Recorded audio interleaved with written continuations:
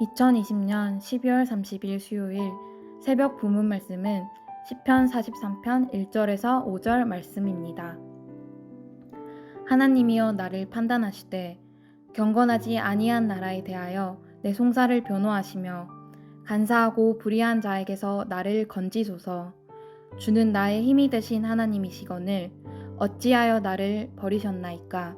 내가 어찌하여 원수의 억압으로 말미암아 슬프게 다니나이까. 주의 빛과 주의 진리를 보내시어 나를 인도하시고 주의 거룩한 산과 주께서 계시는 곳에 이르게 하소서. 그런즉 내가 하나님의 제단에 나아가 나의 큰 기쁨의 하나님께 이르리이다. 하나님이여 나의 하나님이여 내가 수금으로 주를 찬양하리이다. 내 영혼아 내가 어찌하여 낙심하며 어찌하여 내 속에서 불안해하는가. 너는 하나님께 소망을 두라. 그가 나타나 도우심으로 말미암아 내 하나님을 여전히 찬송하리로다. 아멘. 2020년 12월 30일 오늘 수요일입니다. 오늘도 성령 충만한 하루 되시기를 바라겠습니다. 함께 나눌 말씀의 제목은 반전이 있는 예배자입니다. 가끔 제가 그런 얘기를 좀 들어요. 목사님, 코로나 때문에 저희 성도들은 새벽 기도에도 쉬고 있고 또 묵상하는 것도 쉬고 있고 또 예배도 가끔씩은 좀 늦게 드리거나 빼먹기도 하고, 그런데 목사님은 코로나 중에도 여전히 또 새벽 기도의 말씀을 또 전하셔야 되고, 또 성도들이 오든지 안 오든지 또 듣든지 아니 듣든지 주일 말씀, 또 3일밤 예배 말씀, 뭐 성탄, 또 송년, 또 송구영신 예배. 목사님 좀 힘드시겠어요. 쉴 수가 없으니 그렇게 말씀해 주셔서 제가 대답했습니다.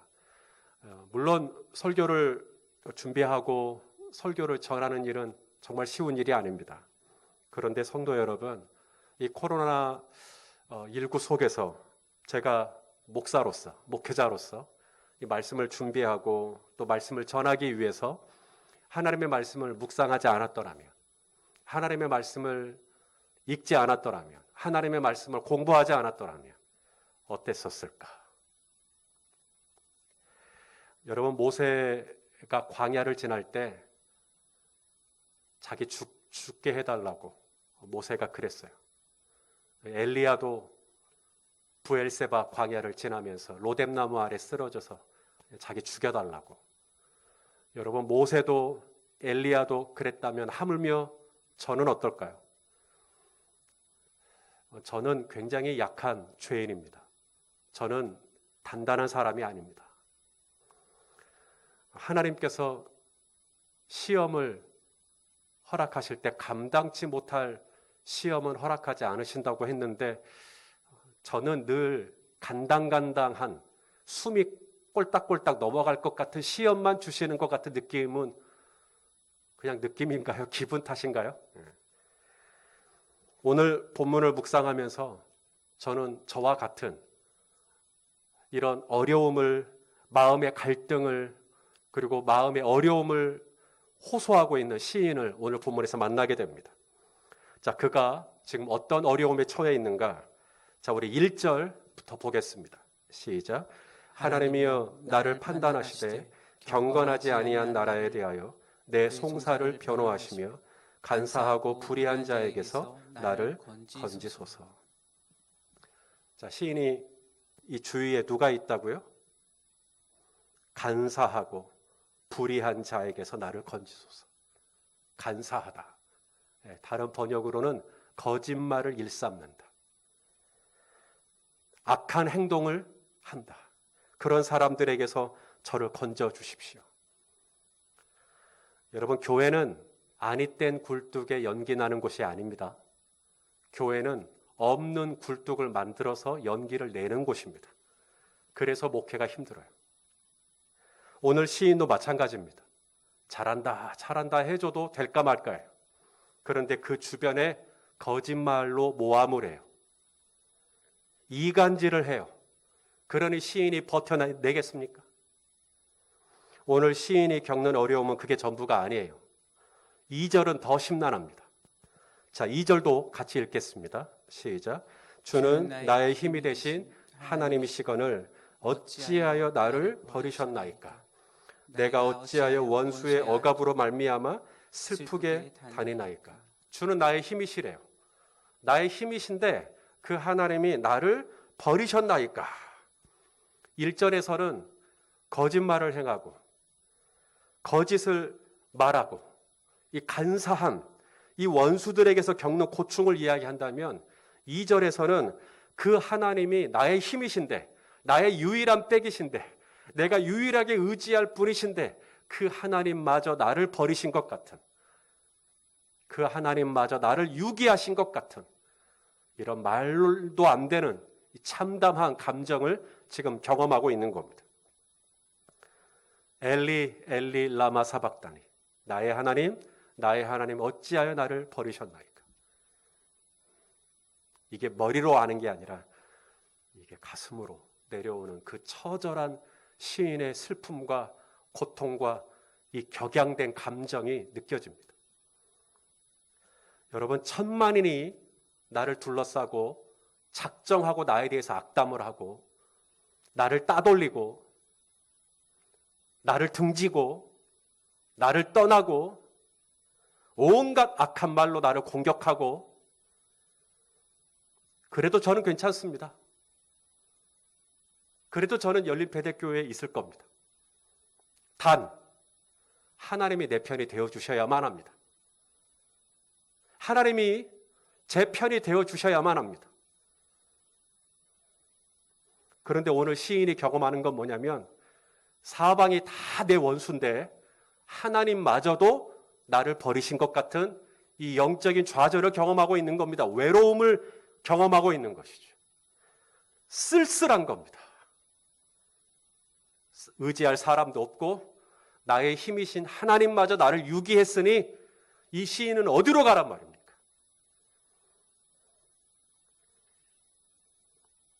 여기 하나님이 나를 버렸다라고 할 때 이 원어의 뜻이 뭐냐면 하나님이 나를 쫓아냈다. 나에게 악취가 나서 냄새가 너무 나서 이렇게 아우, 지금 그 느낌입니다. 이게 원어의 뜻이에요. 하나님이 나를 그렇게 피하시는 거예요. 나를 그렇게 버리셔버린 거예요. 이쯤 되면 기도 안 해도 이상한 일 아닙니다. 이쯤 되면 말씀 안 봐도 이상한 일 아니고요. 이쯤 되면 예배 안 드려도 이상한 일이 아닙니다. 그런데 오늘 반전이 일어납니다. 오늘 이 시인이 그 와중에도 어떻게 하고 있는가? 자, 이제 4절입니다. 4절을 같이 읽겠습니다. 시작.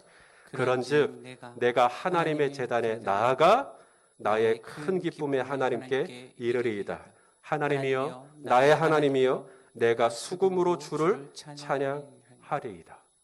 그런즉 내가 하나님의 제단에 나아가겠습니다. 여러분, 좀 이상하지 않아요? 그런즉 사람들이 다 나에게 간사를 행하고 사람들이 다 나에게 악담을 하고 하나님마저도 나를 버리신 것 같고, 그런즉 내가 하나님의 제단에서 떠나겠습니다 하면 그게 뭔가 이렇게 이어져요. 이게 문맥상. 그런데 오늘 시인은 그런즉 사람들이 나에게 그렇게 행했지만, 하나님이 나에게 그렇게 대했지만, 그런즉 내가 하나님의 제단에 나아가겠다. 여러분, 예배는 언제 드려야 하는가? 그런즉 드리셔야 됩니다. 그런즉이 뭐죠? 내가 사람들에게 상처받았을 때, 내가 사람들에게 실망했을 때, 누군가 나에게 배신을 했을 때, 감정적으로, 영적으로, 육체적으로 다운될 때, 믿음이 간당간당할 때, 하나님마저 나를 버리신 것 같은 영적인 쓸쓸함이 내 온 영혼을 관통할 때, 그런즉 내가 하나님의 제단에서 떠나겠다가 아니라 그런즉 내가 예배하겠습니다. 그런즉 내가 기도하겠습니다. 그런즉 내가 말씀을 읽겠습니다. 이런 반전이 있는 모습이 우리에게 있을 수 있다면 어떨까요? 그 다음 또 오늘 본문에 보니까 그런즉 내가 하나님의 제단에 나아가 그 다음 뭐라고 말하냐면 나의 큰 기쁨에 하나님께 이르리이다. 나의 큰 기쁨에 하나님. 여러분 잘못 읽은 거 아닙니다. 지금 큰 기쁨이 있을 만한 일이 있나요? 사람들이 이 시인에게 뭘 어떻게 했는데? 하나님은 이 시인에게 어떻게 했는데? 지금 이 시인이 뭐 돈을 많이 벌게 된 겁니까? 아니면 이 시인이 연봉이 오른 겁니까? 아니면 이 시인이 뭐 병마에서 치유를 입은 겁니까? 큰 기쁨에 하나님께 이르리이다. 큰 좌절의 하나님, 큰 슬픔의 하나님, 큰 우울의 하나님이라고 해도 되거든요. 그런데 그런즉 하나님의 제단에 나아간 것도 놀라운데 그렇게 하나님의 제단에 나아가 그 다음에 시인이 보이는 반응이 뭐냐면 큰 기쁨이에요. Big joy. 하나님 앞에서 큰 기쁨으로 있는 거예요. 남들이 보면 이야, 저 되게 뭐 좋은 일 있는가 보다 생각할 거예요. 아니요. 그분은 지금 이 간사를 행하는 원수들 틈바구니 속에서 엄청난 고통을 받고 있고요. 영적으로 뭐가 되게 충만한가 보다. 아니요. 하나님이 그를 버린 것 같은 그런 버림받은 느낌을 가지고 있지만 그럼에도 하나님의 제단에 나아가 큰 기쁨으로 역설적으로 예배하고 있는 거예요. 저는 오늘 이 시편 42편의 이 주인공과 비슷한 그런 믿음의 반응을 보였던 사람, 바로 바울과 실라가 생각이 났습니다. 누가 봐도 우울할 만합니다. 누가 봐도 성질낼 만합니다. 짜증낼 만합니다. 관둘 만합니다. 바울과 실라가 그랬어요. 원래는 아시아로 가려고 했었죠. 선교하러. 그런데 마게도냐 환상을 봤어요. 유럽으로 오라는 거예요. 여러분 원래 계획 세웠던 것에서 이제 틀어진 겁니다. 그러면 예산도 더 많이 들고요. 또 신체적인 에너지도 더 많이 들고요. 감정적인 에너지도 더 많이 들어요. 그런데도 이것이 하나님의 부르심이다 순종하고 유럽으로 틀어서 빌립보에 왔다 이 말입니다. 그런데 빌립보에 왔는데 바울과 실라를 기다리고 있었던 것은 관원들의 몽둥이였습니다. 엄청 두드려 맞고 감옥에 던져졌습니다. 얼마나 짜증납니까? 내가 여기 오려고 왔나? 정말 하나님이 여기 오라 그래서 왔는데 하나님이 왜 나한테 이러시지? 바로 그때 바울과 실라가 그 감옥에서 했던 일이 뭔지 기억나시죠? 기도하고 하나님을 찬송합니다. 그런즉 하나님의 제단에 나아가 하나님을 찬송해요. 어느 정도의 볼륨이었을까요? 여러분 예상이 되십니까? 성경에 보면 그 감옥 안에 있던 모든 죄수들이 들었다 그랬거든요. 그러니까 이게 큰 소리로 했다 작은 소리로 했다는 모르겠지만 모든 죄수가 들을 정도의 볼륨으로 찬양을 했다라는 거죠. 자, 말씀을 통해 확인하죠. 사도행전 16장 25절입니다. 시작.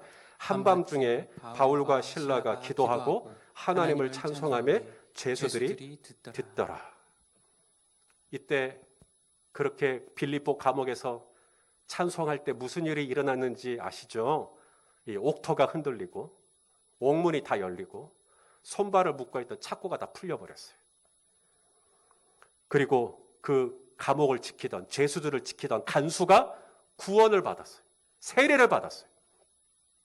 여러분 누군가의 영혼을 구원함에 이르게 하는 사람, 잃어버린 영혼을 아버지께 돌아오게 하는 사람, 그 사람은 누굴까요? 여러분 고난은 누구에게나 다 있습니다.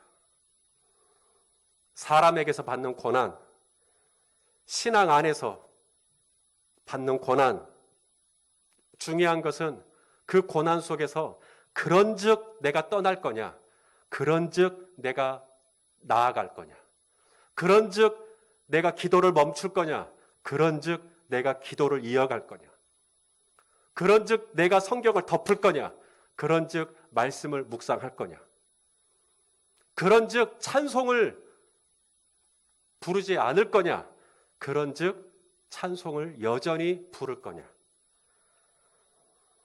옥문은 그때 열려요. 손과 발을 묶고 있던 나로 꼼짝달싹 못하게 만들었던 삶의 문제는 그때 풀려요. 반전이 있는 예배자. 내가 오늘 하나님 앞에 어떻게 반응하며 나아갈 것인가? 나 이렇게 힘들어요. 사람들이 나를 이렇게 힘들게 해요. 하나님도 저 도와준 거 없잖아요.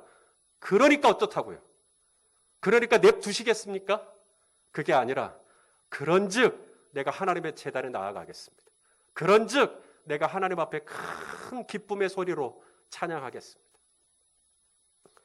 오늘 바울과 실라의 뒤를 이어서 또 시편 42편의 시인의 뒤를 이어서 반전이 있는 역설적인 예배자, 아무도 기대하지 않았던, 상상할 수도 없었던 놀라운 모습으로 하나님 앞에 오히려 거꾸로 나아가서 더 하나님을 붙들고 더 기도하고 더 찬송하는 믿음의 예배자, 우리 모두가 될 수 있기를 예수님의 이름으로 축원합니다. 기도하겠습니다. 좋으신 아버지 하나님, 세상에서 살다 보면 굳이 안 들어도 되는 별별 이야기들을 듣게 되고 그것 때문에 낙심하게 됩니다. 무엇보다 신앙생활을 하는 중에 주님이 늘 친밀하게 나랑 가까이에 있다는 느낌이 들면 참 좋지만 어느 땐가는 하나님이 내 기도를 듣지 않으시는 것 같고 하나님이 더 이상 나를 사랑하시지 않는 것 같은 우울한 마음이 들 때가 있습니다. 오 아버지, 밤하늘에 별 한 점 보이지 않는 그 시간, 그럼에도 반대편에서는 분명 태양이 존재하듯 여전히 내 마음이 하나님의 제단으로 나아가게 하시고 여전히 하나님 앞에서 기도와 찬미를 올렸던 바울과 실라와 같은 시편 42편의 저자와 같은 믿음의 예배를 드리는 우리 성도님들 다 되게 하여 주옵소서. 예수 그리스도의 이름으로 기도하옵나이다. 아멘.